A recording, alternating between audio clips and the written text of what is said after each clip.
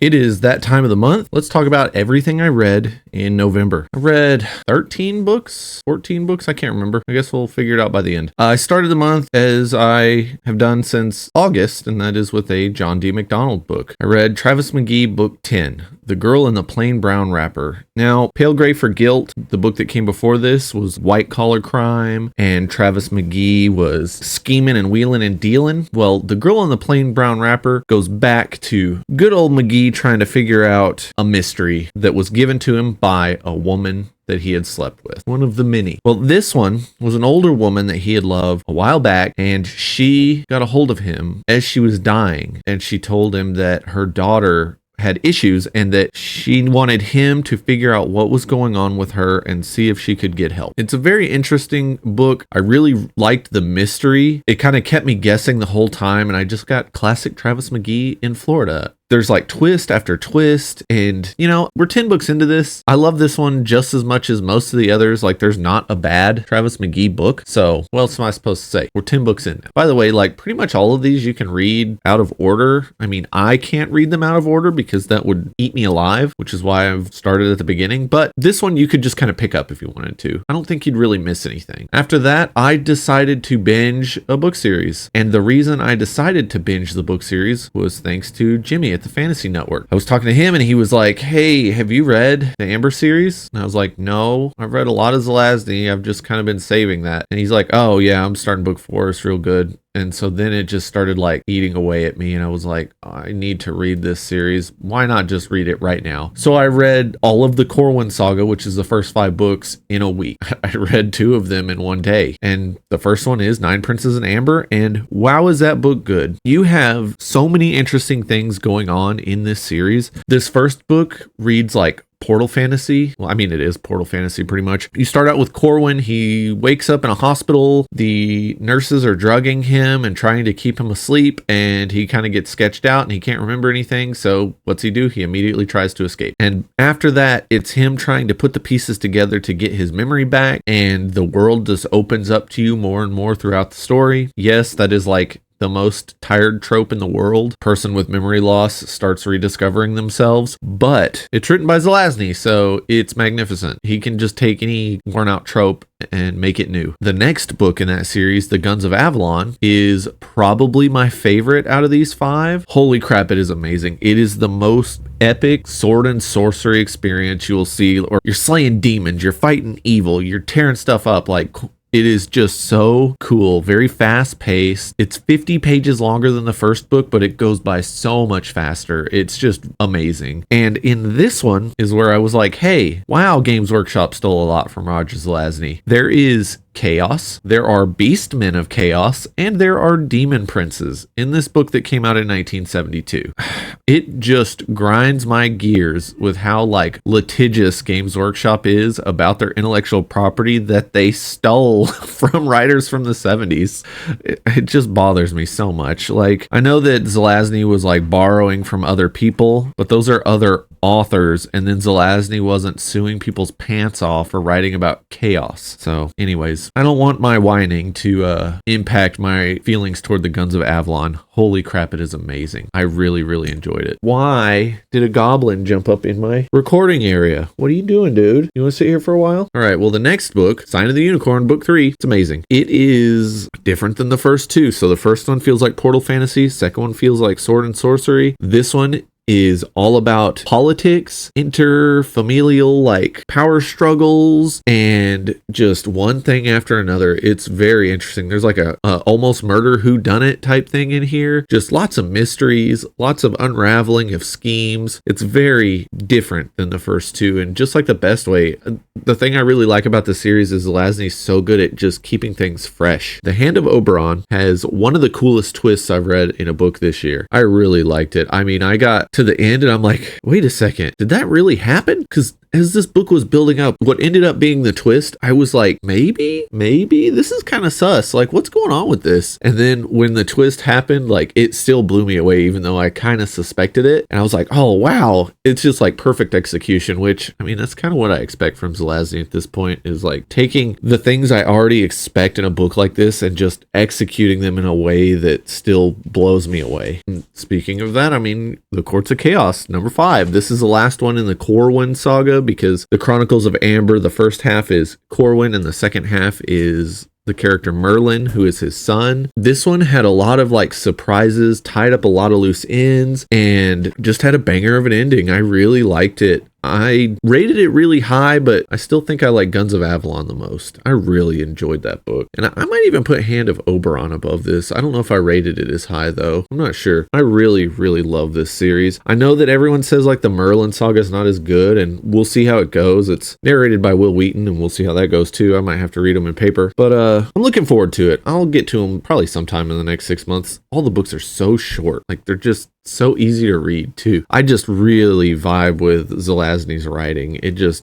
washes over my mind in a way that a lot of writers don't. Bro, are you drooling? This cat is drooling on me from being pet. What are you doing? I decided to dip back into the John D. MacDonald well, and I read Condominium, which is his great American novel. Now, I say it's his great American novel because he shines a light on a specific time in America and exposes like the issues and just what life was like. It's just a slice of living in the late 70s in Florida. The entire narrative is built around a condominium. You look at the shady building, the crappy management, the sketchy real estate agents, the crooked politicians that helped get it built. You go from character to character, and the cast is very big. That's like a knock against it. The cast is huge. And granted, like, the ones that he really shines a light on play a role later, so it's not like he just gives you a person and a lot of details and then just like throws them to the side, so you wasted your time memorizing details about them. But the cast is still huge.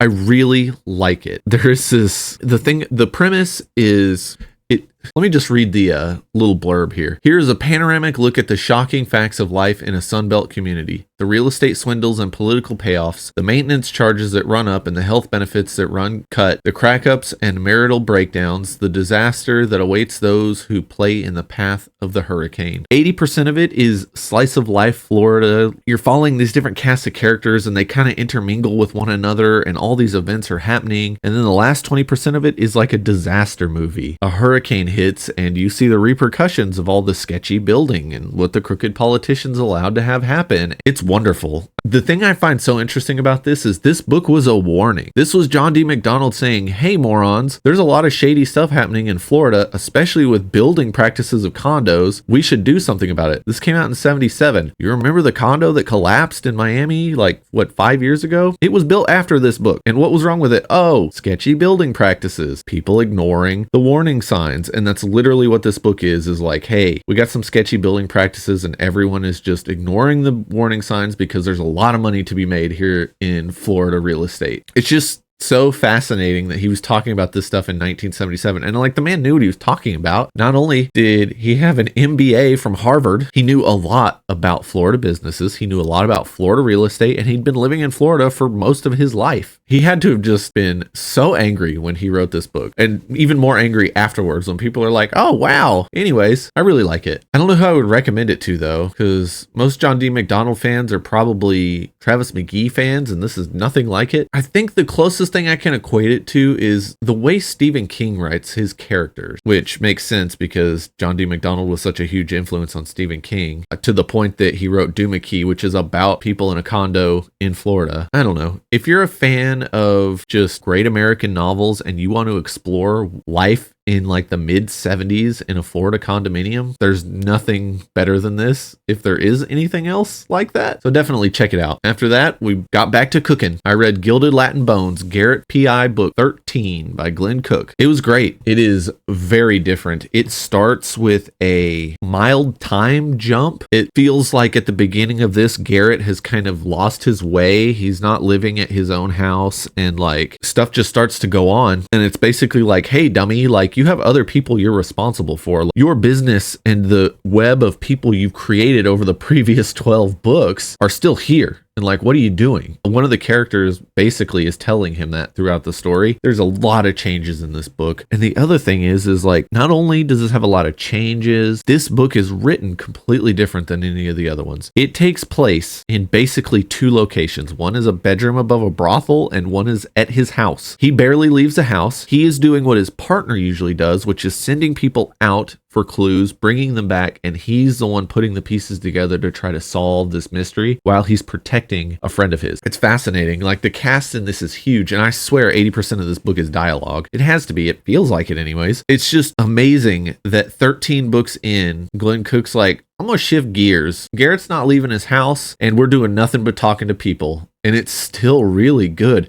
He introduces a character in here that I absolutely adore. I spent most of the book hoping they wouldn't get killed because Glenn Cook likes to throw gut punches like that. And it just kind of upped the intensity of the story. And I really liked this one. I'm pretty surprised by how much I like it. It's definitely one of the stronger books that have come out later in the series. And this is one of those series you got to start from the beginning. There's just too many characters in here that you'd be like, I don't know who this is, I don't care. I don't know who that is, I don't care. There's a lot of characters from like the last 5 books that kind of just dip in and out of this story the whole time. I mean, it's like a who's who of Garrett's associates, which isn't a bad thing, but I guess it could be if you're just wanting classic Garrett pounding the pavement searching for clues. It was a really fun change of pace. After that, I kept on cooking. I read A Matter of Time by Glenn Cook, by far his strangest book, and it's strange in the way that it's not like anything else he's written. I don't know how this man figured out how to combine time travel, a dystopian alternate future history, a crime novel, and like really weird like philosophical stuff. It's just really interesting. The premise is basically Detective Sergeant Cash has a body on his hands. They were found in an alleyway. The last time they were seen was in 1922. This takes place in 1977. And the last time they were seen was back then, and they look the exact same as they did the last time they were seen. They're in the clothes they were in 1922, have change in their pocket from the 19-teens and 1920s, and the body is still warm. You look at the scene,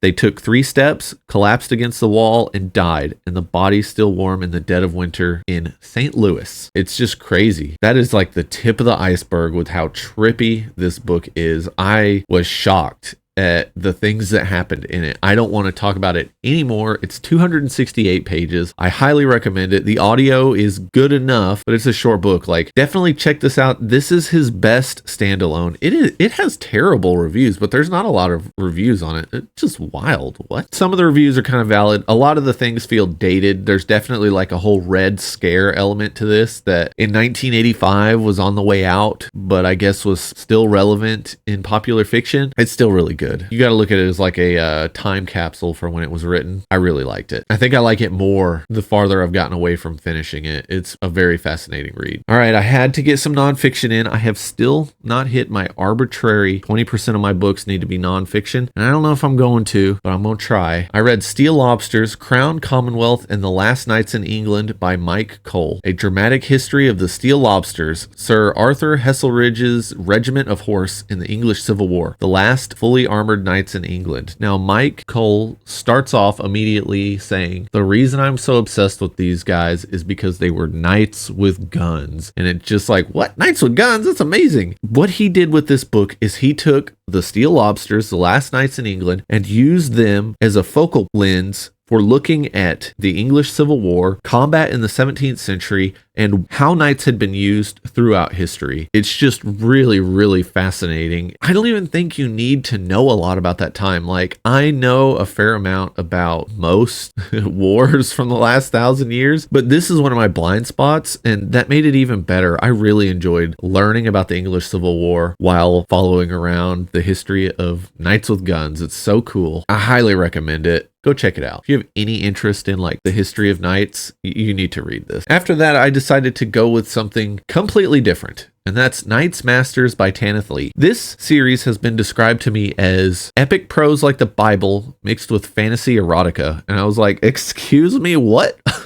So I had to read it. I've wanted to read Tanith Lee for a long time. I actually wanted to gift some of these books to someone, so I was like, I gotta read them first. I assumed they would like them, and after reading this, I know they will. This book is so bizarre. It's 3 different stories that kind of follow like a narrative that it's kind of cyclical. It kind of goes back to how it started. Most of the time I was in this book for Tanith Lee's writing. The first story is like all right, and then the third one is barely all right. The second one's really, really good, but I was here for her writing, and that was almost it most of the time. She's just magnificent. No one crafts a sentence the way she does. I don't know how she managed to pull this off, but her style really does feel biblical. Just any of those books that have a detached narration in a way you don't see in most third-person books. I really liked it. Some of the content, I don't really know about that, but it was still fascinating. Just her writing just kept me there. The stories revolve around Azararn, Prince of Demons. He is the Knight's Master. He is the Demon Lord of the Night. Well, in the first story, like, it starts off with him just coming down to Earth one night because he just wants to see what's up because he's a demon and he likes causing problems. And this poor woman's dying and she's crying and holding a baby that's got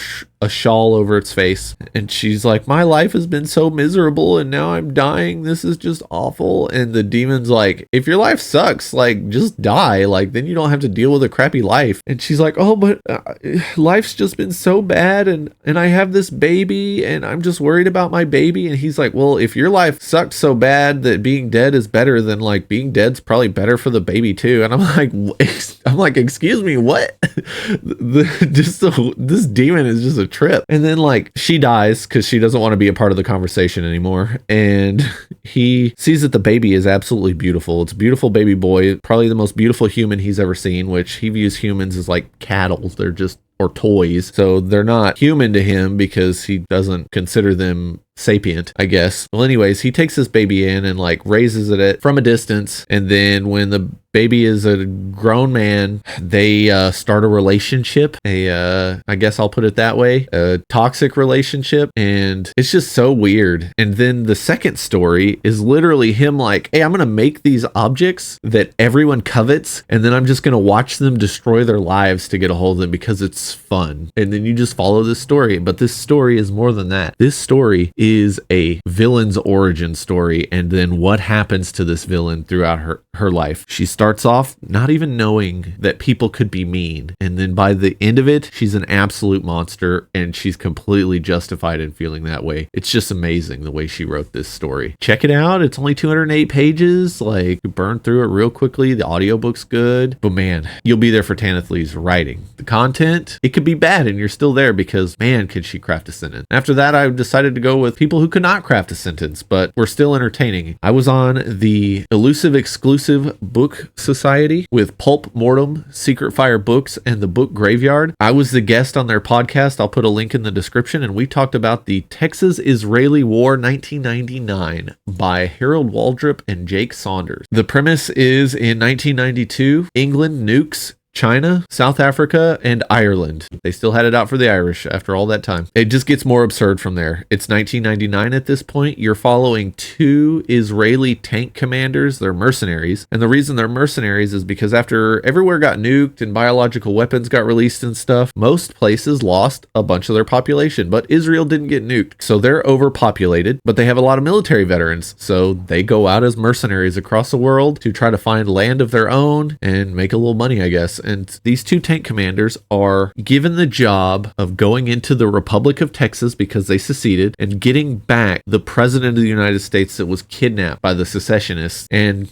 yeah, it reads about like I just described. It is not the best written thing, but it is a ton of fun. I really had fun reading it. I kind of feel like I got tricked.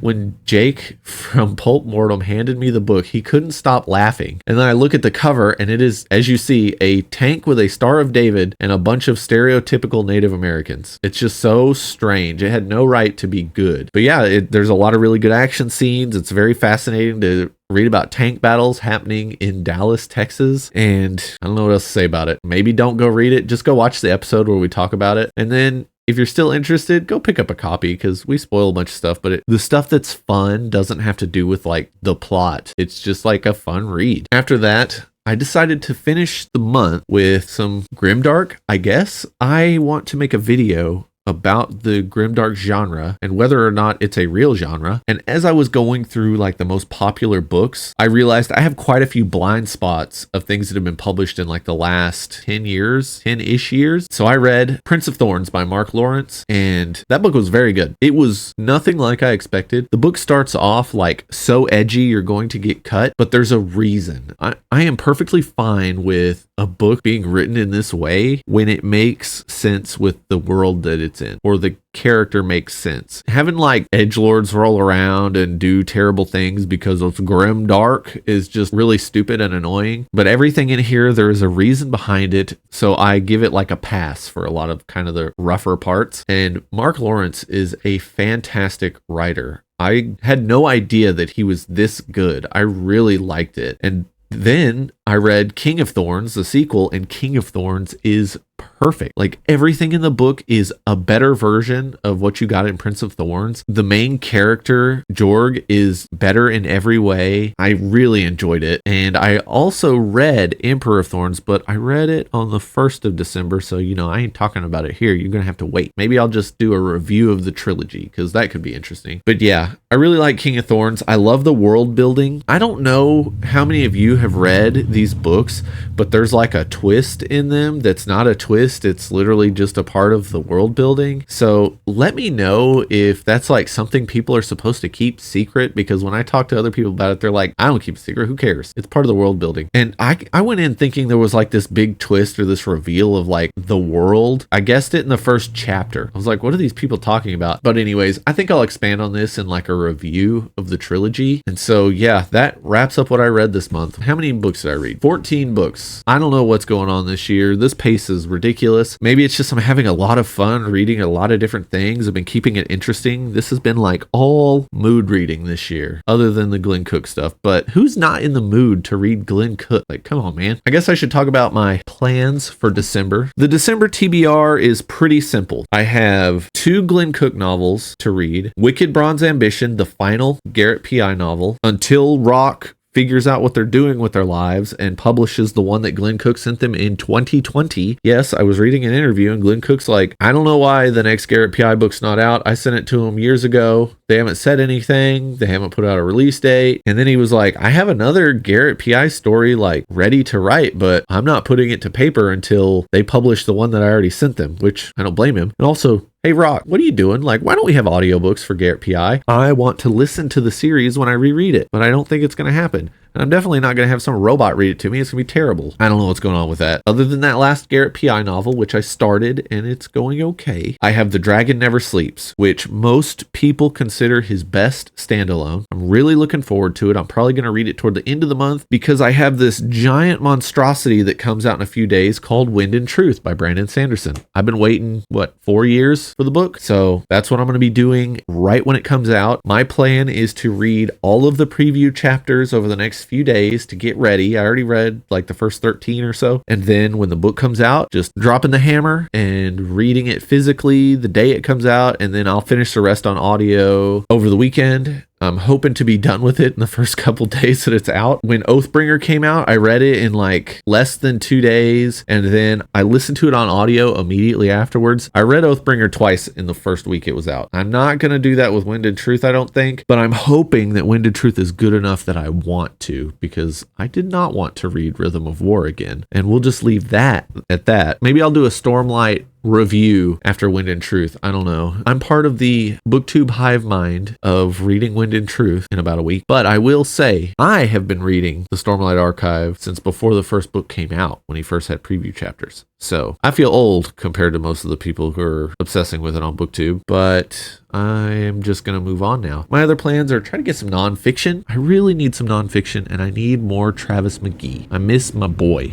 It's been 2 weeks now that I haven't read one. My wife has caught up with me, which means I'm able to get back into them without feeling bad. And other than that, let me look at my phone real quick. Let's see what I got in the TBR. I want to finish Earth Abides. I'm like 10% of the way into it. George Stewart is a magnificent writer. Holy crap. That book was part of like the 5-ish vintage science fiction and fantasy books I wanted to read this year. I've read most of them now. I think the only other one I have is Silverlock and Gather Darkness by Fritz Leiber. And those are kind of maybes because my Eyes on Paper Time has been tied up a lot lately. But yeah, this has been one heck of a year. I am going to make a video sometime soon about what we're doing with this channel. Like, what am I doing? I don't know. And other than that, I think I'm going to do a book haul, of course. I have a pile of books right out of frame of this video. It's like 16 books, some of which were gifts. I got a fun story about that, so look forward to that too. And the rest of the year is just going to be me kind of doing what I've already been doing. I just want to say I've been having a lot of fun doing all these videos, doing all this stuff. We're getting toward the end of the year. I'm getting reflective. Thanksgiving just happened, and I've just been really thinking about like what I enjoy in Booktube, and a lot of it is just my interaction with people in the comments and knowing that people are watching my videos and reading the books I tell them to. No, I mean enjoying the books that I suggest. I only made this channel to talk about books and help other people find books they enjoy. I think it's been going really good so far. Let me know in the comments if you've read any of these or if they remind you of anything that I might like. I want to thank you for watching, and with that, I'll see you next time.